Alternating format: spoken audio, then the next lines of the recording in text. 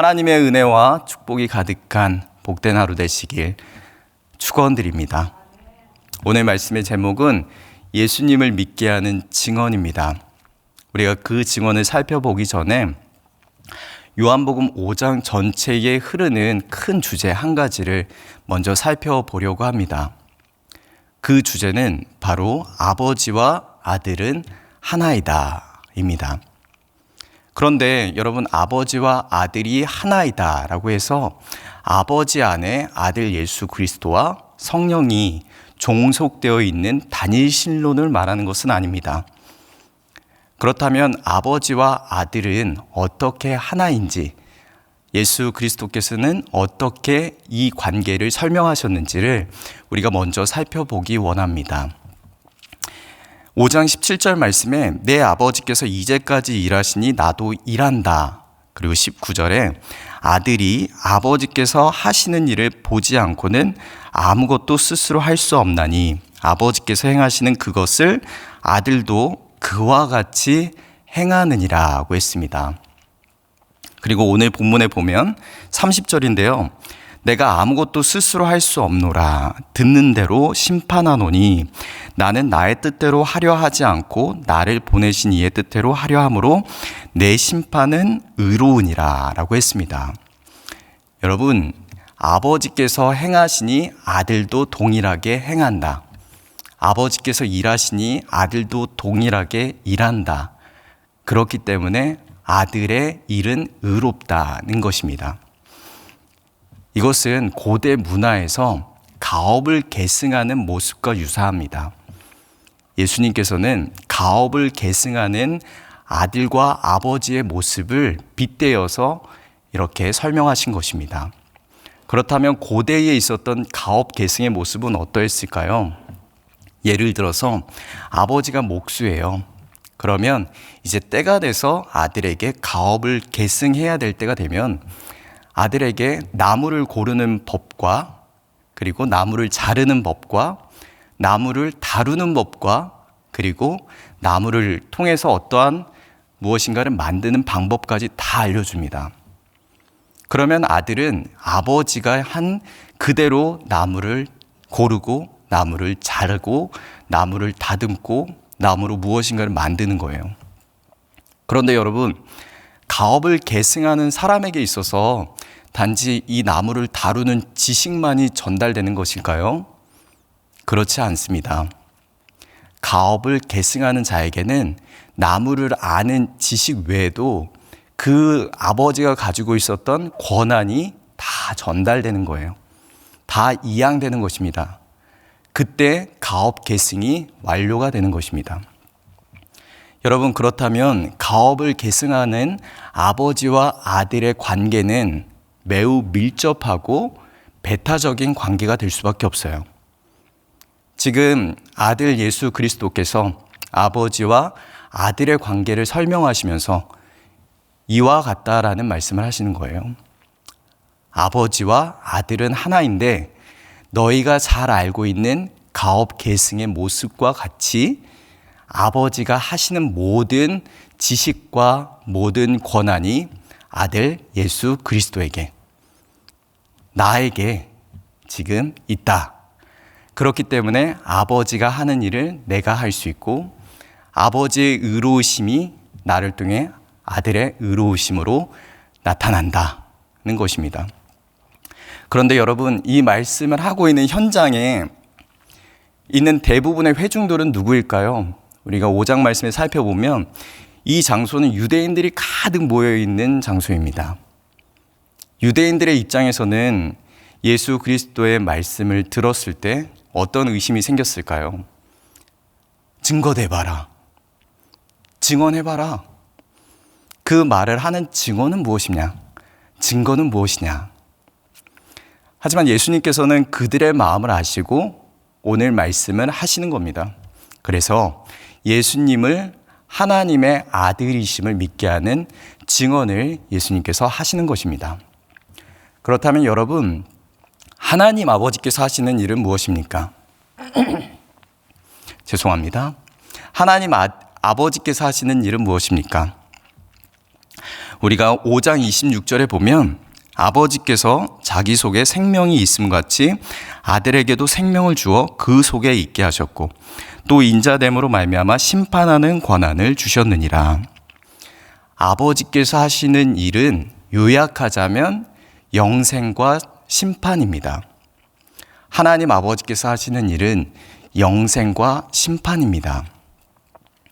그런데 지금 이 권한이 누구에게 주어졌다는 말씀입니까?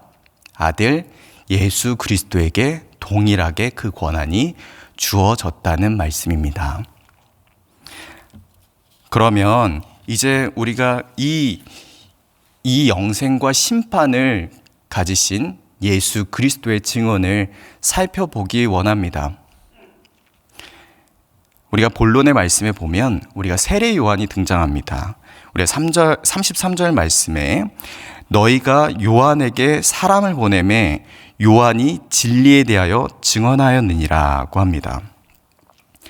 요한의 증거는 무엇입니까? 증언은 무엇입니까? 요한복음 1장 34절에 보면 내가 보고 그가 하나님의 아들이심을 증언하였노라 하니라고 합니다. 이미 세례 요한은 아들 예수 그리스도가 하나님의 아들이심을 증언했습니다. 그런데 예수님께서는 그 다음 말씀에 보면 이 요한의 증언을 취하지 않는다고 하세요. 왜 요한의 증언을 취하지 않는다고 하셨을까요? 예수님께서는 비유적으로 한 모습을 보여주셨는데요. 그것은 바로 등불입니다. 등불. 요한복음에서 예수님을 상징할 때는 빛으로 묘사했습니다. 예수님의 모습을 요한은 이제 빛으로 묘사를 했는데 세례 요한은 무엇입니까? 등불이라는 거예요. 예수님께서 말씀하시는 세례 요한의 모습은 등불입니다. 여러분, 빛과 등불의 차이는 무엇입니까? 우리가 잘 아시겠지만 빛은 그의 성질이 빛을 스스로 발하는 성질이 있습니다. 그런데 등불은 무엇입니까? 어떤 매개체가 있고 그 매개체에 불이 붙어야 빛을 발하는 것입니다. 그런데 지금 여기에서 등불은 또 어떻습니까? 이 등불은 켜서 비추는 등불이라고 해요.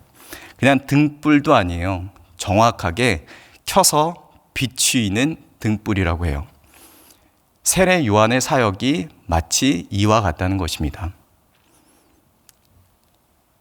홀로 빛을 찬란하게 나타내시는 예수 그리스도와의 사역과는 비교할 수 없는 수동적이고 제한적인 유한한 세례 요한의 사역을 말씀하는 것입니다.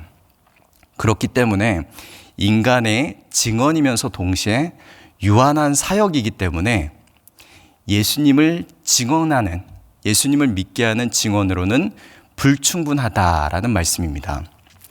여러분, 우리를 생각해 보시면 좋겠습니다.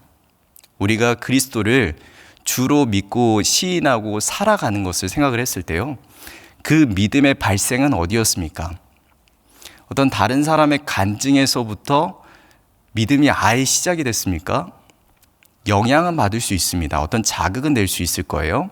하지만 어떤 분의 증언과 간증은 그 사람의 믿음을 생성시키고 발생시키지 못합니다. 그 믿음을 키우지 못해요. 그러면 그 믿음의 시작은 무엇입니까?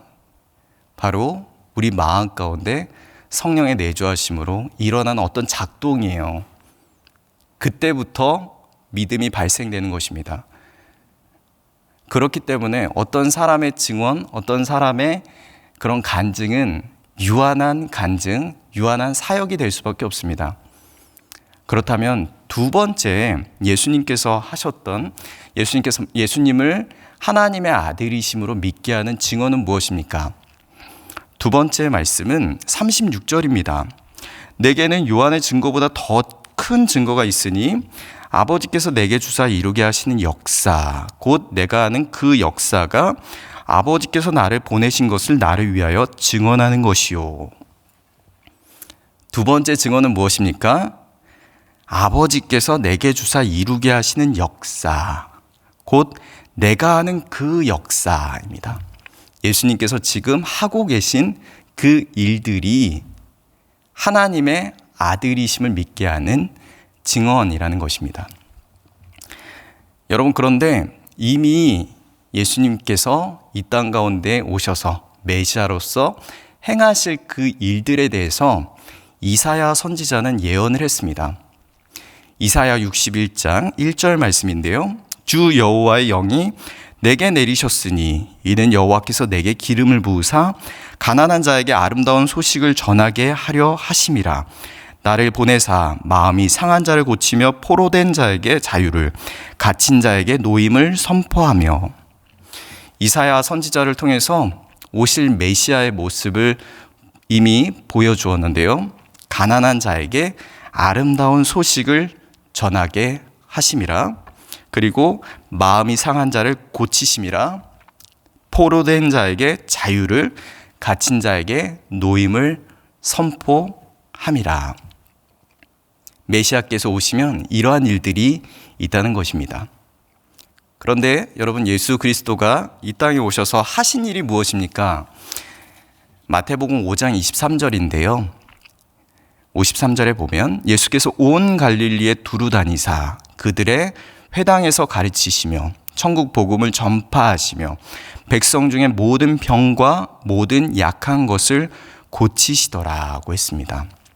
예수님께서 하신 일이 하나님 나라, 천국 복음을 전하시고, 그리고 가르치시고, 그리고 모든 병과 모든 약한 것을 고치신 분입니다. 이미 이사야 선지자를 통해서 하신 그 예언이 예수 그리스도의 사역을 통해서 증명되고 있는 것입니다. 여러분, 우리의 삶을 다시 비추어서 생각해 보시죠. 우리가 예수님을 믿게 되었던 그 계기들, 그 순간들을 생각해 보세요. 예수님께서 우리에게 찾아오셔서 우리에게 주셨던 하나님의 그 역사, 하나님의 일이 있지 않습니까? 죄된 나를 사랑해 주시는 그 하나님의 은혜에 감사하고, 예수 그리스도를 통해서 내가 죄인임을 깨닫게 하시고, 예수님을 믿게 되었을 때 넘치는 자유가 터져 나왔을 때, 여러분 그때를 기억하십니까? 죄로 인해 완전히 갇힌 자의 삶을 살던 내가 예수 그리스도를 믿었을 때 받게 되는 그 감격과 기쁨, 천국 복음에 대한 그 감격이 우리의 믿음을 더 키우지 않았습니까?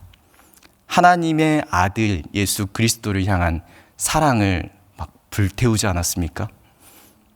그 믿음의 순간을 여러분 생각해 보시면 좋겠습니다. 세 번째, 예수님을 믿게 하는 증언은 무엇입니까? 바로 말씀입니다. 38절 본문 말씀인데요. 그 말씀이 너희 속에 거하지 아니하니 이는 그가 보내신 이를 믿지 아니함이라. 39절 보면 너희가 성경에서 영생을 얻는 줄 생각하고 성경을 연구하거니와 이 성경이 곧 내게 대하여 증언하는 것이니라. 지금 이 자리에 있는 사람 대부분은 유대인이라고 했습니다. 유대인들에게 말씀은 어디에 해당될까요? 구약에 해당됩니다. 그런데 예수님께서는 39절에 보면 너희가 성경에서 영생을 얻는 줄 생각하고 라고 하셨어요. 그렇다면 구약에서 말하는 영생은 무엇일까요? 곧 유대인들이 이해하고 있는 영생관은 무엇일까요? 여러분이 생각하는 영생관은 무엇입니까? 영생은 무엇입니까? 영생은 마치 죽고 난 다음에 시작해서 불멸의 삶과 같이 우리는 받아들이고 있습니다. 그렇지 않습니까? 예수님을 믿고 난 다음에 죽음 이후에 펼쳐지는 불멸의 삶으로 우리는 그 이미지로 받아들이는 경향이 있어요. 하지만 구약의 말씀과 예수 그리스도께서 가르치신 영생은 그렇지 않습니다. 영생은 무엇이냐면 하나님의 언약에 결속된 삶 자체를 말하는 거예요. 하나님의 약속에 붙들려서 그 약속에 결속되어 살아가는 삶의 모든 것을, 모든 시간을 영생이라고 합니다. 시편 133편 말씀에 보면 보라, 형제가 연합하여 동거함이 어찌 그리 선하고 아름다운고, 머리에 있는 보배로운 기름이 수염 곧 아론의 수염에 흘러서 그의 옷깃까지 내림 같고, 헐몬의 이슬이 시온의 산들에 내림 같도다. 거기서 여호와께서 복을 명령하셨나니 곧 영생이로다. 여러분, 이 말씀에 보면 보라, 형제가 연합하여 동거함이 어찌 그리 아름다운고 했습니다. 그리고 3절 말씀에 보면 헐몬의 이슬이 시온의 산들에 내림 같도다. 거기서 여호와께서 복을 명령하셨나니 곧 영생이로다고 했습니다. 하나님의 언약에 결속된 자들이 형제 자매가 동거함으로 그리스도 안에서 서로 연합되어 있는 그 순간 하나님께서 주시는 복이 영생이라는 것입니다. 죽고 난 다음에 가서 받는 복이 아닌, 거기에만 제한되어 있는 것이 아닌, 그게 다가 아닌 하나님의 언약 안에 형제 자매가 그리스도 안에서 연합되어 동거하고 있는 그 순간 하나님께서 주시는 축복, 영생입니다. 여러분, 그런데 예수님께서 이 땅에 오셔서 하신 일이 무엇입니까? 예수님께서 말씀하신 영생은 이 땅에 하나님의 나라가 임하는 것을 위해서 기도하셨어요. 그리고 예수님이 부활하신 후에 승천하시고 난 다음 이 땅에는 교회 공동체가 세워졌습니다. 결국 그 교회 공동체를 통해서 시편 133편은 성취되고 완성되어져 가고 있습니다. 예수님께서 하신 말씀이, 예수님께서 가르치셨던 그 영생이 구약에 이미 예언되어 있었던 유대인들이 믿고 있는 그 구약의 말씀, 그 말씀의 성취라는 것입니다. 예수님 자체가 말씀이시며 말씀의 성취이시며 이 땅에 예수님이 다시 오실 때 그 말씀은 완성됩니다. 그런데 왜 이 유대인들은 예수님의 말씀을 듣고 있으면서도 그 말씀을 믿지 못했을까요? 예수님께서는요, 그들의 마음 중심을 딱 치시는데요. 그것이 바로 42절입니다. 42절. 다만 하나님을 사랑하는 것이 너희 속에 없음을 알았노라. 하나님을 사랑하는 마음이 없기 때문에 하나님께서 말씀을 통해서 보여주시는 그리스도를 발견하지 못하고 있는 것입니다. 아닌데요. 유대인들을 정말 하나님 말씀 많이 사랑했는데요. 바리새인도 있었고 어떻게든 그 율법을 지키기 위해 노력을 했는데요. 그들은 하나님을 사랑하는 것이 아니었습니까? 반문하는 자들도 있었을 거예요. 하지만 예수님께서는 아니다. 하나님을 사랑하는 것이 마음에 없다고 말씀하세요. 그렇게 지적하세요. 무엇을 뜻하는 것입니까? 그들은 하나님의 말씀을 많이 알았을 수 있어요. 하지만 하나님의 진심은 알지 못했어요. 그 말씀을 통해서 하나님께서 진정 말씀하시고자 했던 그 의도를 파악하지 못했어요. 그렇기 때문에 요한복음 5장에 일어나는 그 사건에 대해서, 안식일 사건에 대해서도 유대인들은 예수 그리스도를 질타하고 비난했던 것입니다. 하지만 예수님께서는 그 모습을 다시 말씀하시며 너희 안에 사랑이 없기 때문에 형식주의와 율법주의만 가득 남은 것이다 라고 말씀하는 것입니다. 여러분, 제일 무서운 게 무엇인지 아십니까? 신앙의 겉껍데기만 남는 게 제일 무섭습니다. 그게 제일 두려워요. 저도 목회자로서 신앙의 겉껍데기만 남을까 항상 두렵습니다. 정말 예수 그리스도를 깊이 만나서 사랑했던 그 순간이 잊혀질까 두렵습니다. 여러분, 사랑하는 여러분, 우리가 유대인들이 되지 않길 바라요. 겉껍질만 남아 하나님의 본심은 알지 못하고 하나님 홀로 두고 나만 율법을 지키는 노력을 하지 않길 바라요. 하나님은 그것을 원하지 않으세요. 하나님은 아버지와 아들과의 밀접한 관계, 곧 하나님과 우리, 예수 그리스도를 통해 하나님의 자녀 삼아주신, 양자 삼아주신 우리와 깊은 사랑의 관계를 원하십니다. 그 사랑의 관계를 통해서 우리가 살아가다 보면 말씀을 통해 증명되어지고 말씀을 통해 발견되어지는 예수 그리스도를 더 믿고 사랑할 수밖에 없어요. 하나님을 사랑한다면 예수 그리스도를 믿을 수밖에 없어요. 하나님을 사랑하지 않기 때문에 예수 그리스도를 부정하는 거예요. 하나님을 안다면, 하나님을 깊이 사랑한다면 아들 예수 그리스도를 통해 베풀어 주신 은혜에 자복하여 감사만, 영광만 돌려드릴 수밖에 없습니다. 하나님을 깊이 사랑하신 여러분 되시길 축복해요. 마지막으로 여러분, 아브라함의 삶을 한번 보면 좋겠습니다. 하나님께서 아브라함에게 100세 때 얻은 이삭을 번제로 드리라고 해요. 여러분 잘 기억하시면 좋겠어요. 하나님은 아들을 죽이라고 하지 않았습니다. 하나님은 아들을 번제로 드리라고 했어요. 여러분 그 순간, 그 전까지 아브라함에게 있어서 가장 사랑했던 사람은 누구였을까요?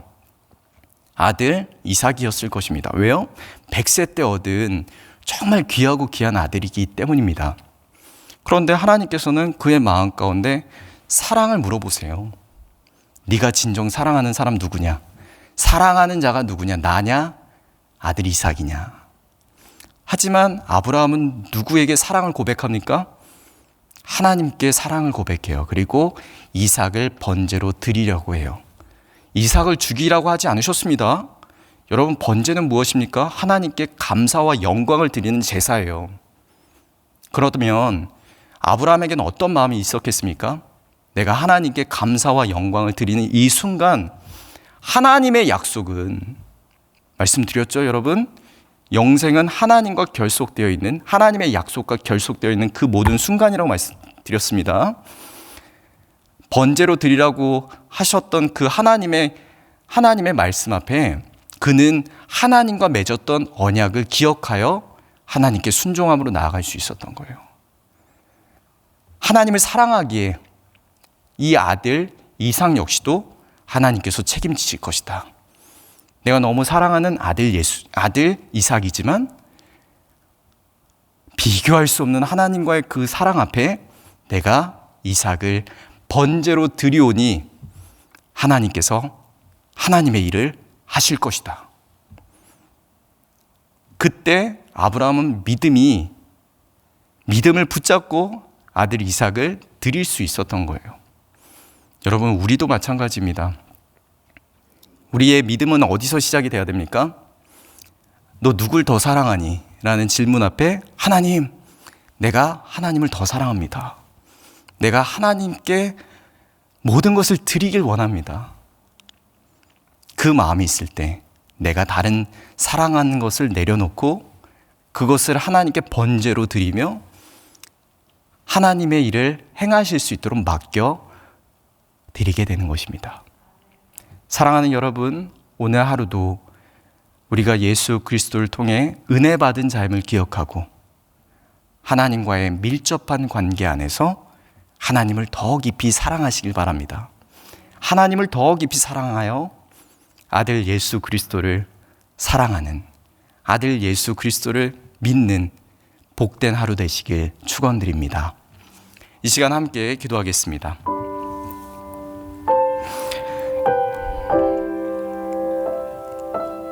여러분, 우리가 하나님을 사랑할 때 예수님을 믿을 수 있습니다. 하나님을 더 깊이 사랑하시길 축복합니다. 예수 그리스도를 통해서 우리에게 베풀어 주신 그 하나님의 은혜에 감사하는 하루 되시길 축복합니다. 우리가 이 말씀을 기억하며 함께 기도하시고 여러분들이 가지고 나온 기도의 제목을 놓고 기도하시다가 자유롭게 일어나시겠습니다. 기도하시겠습니다. 하나님 아버지 감사합니다. 하나님, 우리가 하나님을 더 깊이 사랑하는 오늘 하루 되실 수 있게 하여 주시옵소서.